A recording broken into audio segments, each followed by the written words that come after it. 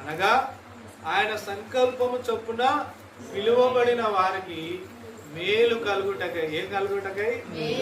మేలు కలుగుటకై సమస్తము సమకూడి. అది అర్థం చేసుకోవాలి.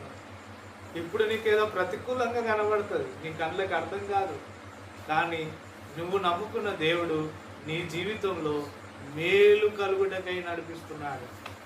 హల్లెలూయా. ఏం చేస్తున్నాడు ఆయన? మేలు కలుగుటకై. అది మనం గ్రహించగలగాలి. అయితే ఎవరు గ్రహిస్తలేరు ఈ విషయాన్ని? శాస్త్రులు, పరిసయ్యులు. అక్కడ ఎంతో మంది సామాన్య ప్రజలు యోహాను ద్వారా బాప్తిసం తీసుకోవడానికి వస్తూ దేవుని సంకల్పాన్ని వారి జీవితంలో నెరవేర్చుకుంటున్నారు. కానీ శాస్త్రులు, పరిసయ్యులు మాత్రం ఏం చేస్తున్నారు? దేవుని సంకల్పాన్ని నిరాకరిస్తున్నారు.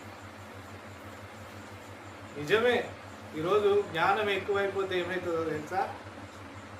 దేవుని నడిపింపు అనేది తగ్గిపోతుంది. దేవుని నడిపింపు ఉన్నవానికి డిఫరెంట్ ఉంటారు. దేవుని నడిపింపు తగ్గిపోతుందంటే నువ్వు జ్ఞానాన్ని ఆధారం చేసుకుంటున్నావేమో. ఇక్కడ శాస్త్రులు, పరిసయ్యులు అనే వీళ్ళు ఎలాంటి వాళ్ళంటే దేవుని యొక్క వాక్యాన్ని రాసేవాళ్ళట. హల్లెలూయా.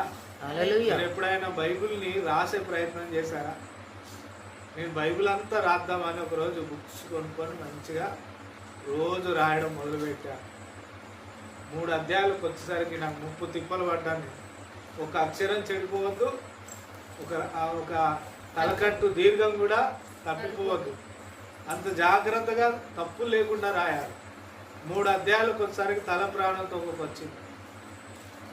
కానీ శాస్త్రులు, పరిసయ్యులు అనే వాళ్ళు పాండిత్యం నేర్చుకొని భావి తరాల కోసం వాళ్ళు, అప్పట్లో ప్రింటింగ్ మిషన్ లేదు కాబట్టి చర్మపు కాగితాల మీద చూసి రాసి వాళ్ళు భావి తరాలకి గ్రంథాన్ని అందించే వ్యక్తులుగా ఉన్నారు.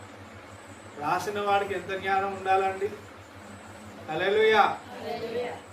ఖచ్చితంగా 4 సంవత్సరాలకు ఒక్కసారి 24 అవర్స్ వాళ్ళు తినాలి, టైం పడుకోవాలి, గ్రంథం రాయాలి, ఇంతే, ఇక వేరే పని లేదు. అట్లా కాపీలు తయారు చేసేవాళ్ళు. 4 సంవత్సరాలు 5 సంవత్సరాలు పట్టేది ఒక గ్రంథం రాయడానికి. అంత కష్టపడితే ఎంత జ్ఞానం ఉండాలి వాళ్ళ దగ్గర? అంత జ్ఞానం ఉన్న వాళ్ళు దేవుని సంకల్పంలో ఎంత నడవాలి? సామాన్యులకు సంకల్పంలో నడవరు.